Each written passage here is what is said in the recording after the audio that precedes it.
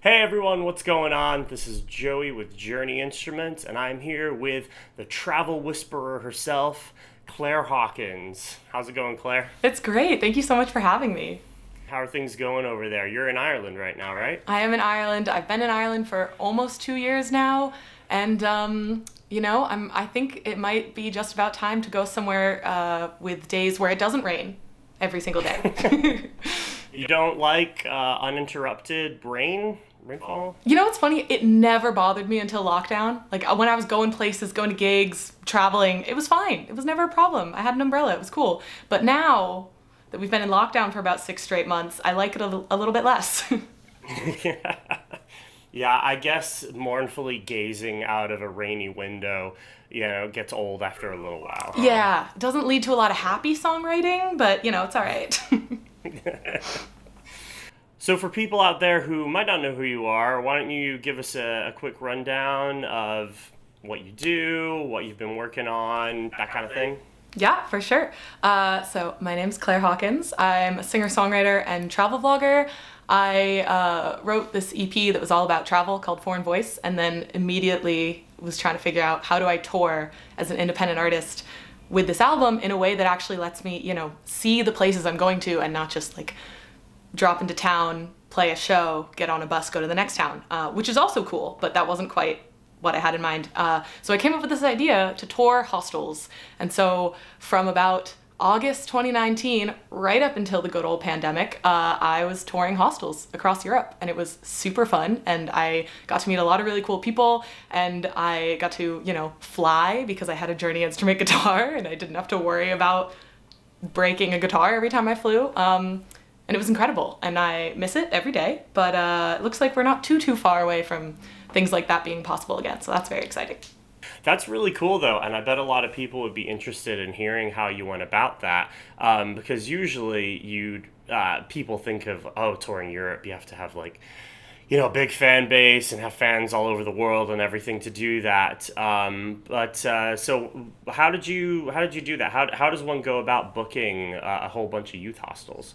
It's really like sending a lot of emails, not caring about people saying no or not replying to you, and just really like, I think that a big thing I learned about this was just taking sort of like the ego out of everything, which I think is sort of an ongoing journey with trying to make that work as a musician, is like just, shoot your shot and like ask people for the things that you want to do. Because what was so cool about these shows was that they really weren't about me. It was about creating, it wasn't like, this is the Claire Hawkins event. It was, we're all here in this hostel, we're all from different places across the world, and we're here for music and to meet people, and we're here because we care about, community / we probably can't afford something nicer than a hostel. But even people who I met who could, I think, preferred staying there for the, social community aspect. And I just think, like, my sort of, like, life mantra is, like, the two best ways to bring people together are travel and music. So that's really what the tour was all about. So did you start with places that you wanted to go and then looked up hostels in those areas, or did you just kind of like look for hostels that wanted music, or how did that work? It was definitely a mix. So there were a few things, because I had studied abroad 2 years before, and it was that time abroad that my EP was all about. So I had a song about Berlin, a song about Paris, a song about Dublin, and it was sort of like, that was the time that inspired it. And what was great was that all the places on my travel list that I didn't get to go to before, I just sort of made that be my tour. So, I mean, there's still a million places I want to go to that I haven't gotten to, but it was really great to be like, I never went to Sweden. All right, let's see what hostels there are in Sweden. And I got to do that. That was a really fun show too, because I got to bring my brother along as my videographer.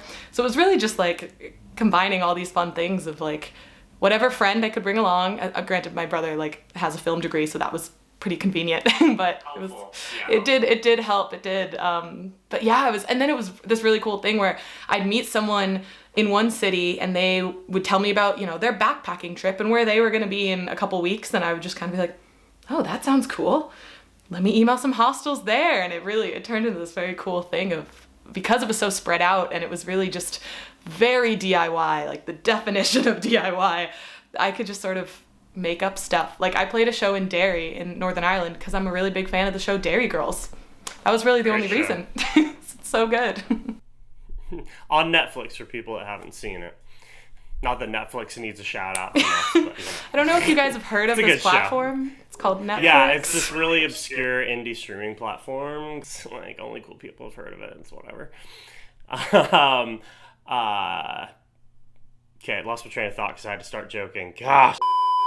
So it sounds like you were able to travel fairly inexpensively all over Europe. How did you go about that? Like, obviously, staying at the youth hostels is cheaper than getting a 5-star hotel or probably any hotel. Were you able to get discounts for staying there because you performed? And were you able to find like discount tickets on the airfare? How did all that work? Yeah, so I think really part of why I thought of hostels as well was my first thought was, oh, it'll be cheap to stay there. But I never paid for a hostel. So it was all very much included in this, as I said, like very DIY. I was kind of making it up as I went along, which was great because it allowed me the freedom to, play around. And I think the first show that I played, I actually did sort of like a going away, a goodbye, starting my tour, and also I'm moving to Europe kind of show in New York, which was really fun. But that was just very much a trial run. Like I think we even booked it the week before. Like it was very last minute. And now like I didn't ask for anything. I was like, just please give me the space and like it'll be fun, and I'll just call that like the kickoff show. But by the end of the tour, it was like I had negotiated like pay that would cover my flights and like a private room for a couple nights. So it was really cool because it gave me a lot of like experience and negotiation and sort of figuring out what worked. And what was so great was that it wasn't just like I said, like it wasn't like the Claire show. It was like, let's collaborate and let's put on this show for the hostel guests. And I don't know, it was just this really wonderful thing where the hostels and I were really like on the same team in that sense. Like we were like, okay, well, what's gonna make this the best show for the people that are coming? And so like there was one hostel, I remember one of my favorite shows was in Killarney in Kerry in Ireland, and they held a pizza party. So it was like everyone who came got free dinner. I think it was free. I don't know. I didn't have to pay. Maybe they did. There was a pizza party, and then there was a show, and then we all went to a pub afterwards. It was just very low key, but also constant moments of like, am I really doing this right? Am I really on tour? Like I remember being in Bulgaria, being like, I'm in Bulgaria right now. Like what? That's really cool. It sounds like the hostels were really accommodating and wanted to kind of work alongside you to bring a cool experience to their guests, and also help you out along the way. So that's really cool to hear that they, I don't know if that's the case with every hostel in the world, but it's cool that it sounds like that was the, big experience that you had, the main experience you had. Yeah, no, it was really cool. And like I said, you always have to be, when you're putting yourself out there like that, like you always have to be okay with the fact that not everyone is going to write back and be like, oh my God, amazing, let's do it and host a pizza party. There were definitely people that wrote, well, there's plenty of people who didn't write back, and there were plenty who were like, what? Like, why would we want this? Like, why would you do this? My favorite response I got was one hostel who just very much didn't understand. And it was later in my tour. So I, at this point, had, I had the YouTube videos from tour, and I had, proof of concept online. And so I thought it was very funny that they thought that I was asking if I was allowed to like play my guitar quietly in the hostel, like by myself. And they wrote me back like, oh yeah, like some people, we have a house guitar, like sometimes people use that.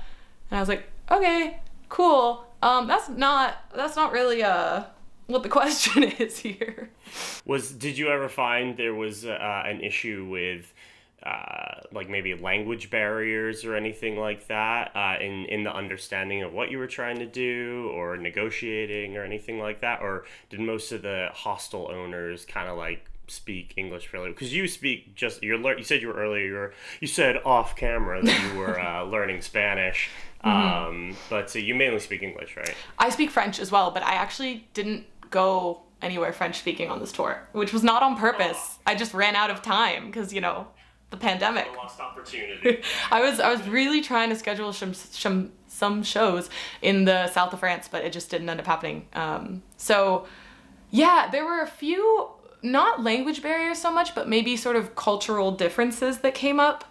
I mean, I specifically remember one show where someone who worked at the hostel was sitting sort of front row. I mean, it was very like it wasn't like rows of chairs, it was a casual setup, but he was sitting right in front of me and spent most of the show with his back to me, talking to the people behind me. And I just remember thinking that, to me, that's like rude. Like, that's not, you know, like a nice audience member way to behave. But I realized afterwards, when I was talking to some other audience members, that what he was actually doing was like trying to get the other people to, like, you know, get involved and cheer and, you know, shout out, like, you know, be part of the experience. So I think it was just a cultural difference where I was like, why would you have your back to me during a show? But he was actually trying to, like, bring everybody into the experience. So it's kind of that thing of when you're, you know, when you're around different cultures and different people, you really have to just allow that, like, this person's probably not trying to be rude. They might be, but they're probably not. So that was kind of like a good life lesson as well on this tour. Like, music has such different roles in different societies. Like, in Ireland, the culture around music in a pub is very different from in the States. Like, I think in New York, it's pretty normal that people would, like, talk over the music. Whereas in Ireland, like, if you're shouting over a quiet song, you might get shushed by the entire pub. It's very fascinating. As it should be, honestly. You know, America could use a little Irish culture in their bars. Because I was gonna say, when you were telling that story, I was like, wow, having everybody have their back to you when you're playing at a bar gig is kind of a part of the course here in the States. For other artists that might be trying to do the same thing, like, we can finally get out, I want to go play my guitar all over the world because I've been in my house for a year. What would you say are kind of like your main tips for trying to do that? Ooh, like the most cliche answer is just do it. Like, truly, just, you know, Nike slogan, just do it. But I think the thing is, you just really have to not worry about the negative reaction, because you're gonna get more no's than yeses.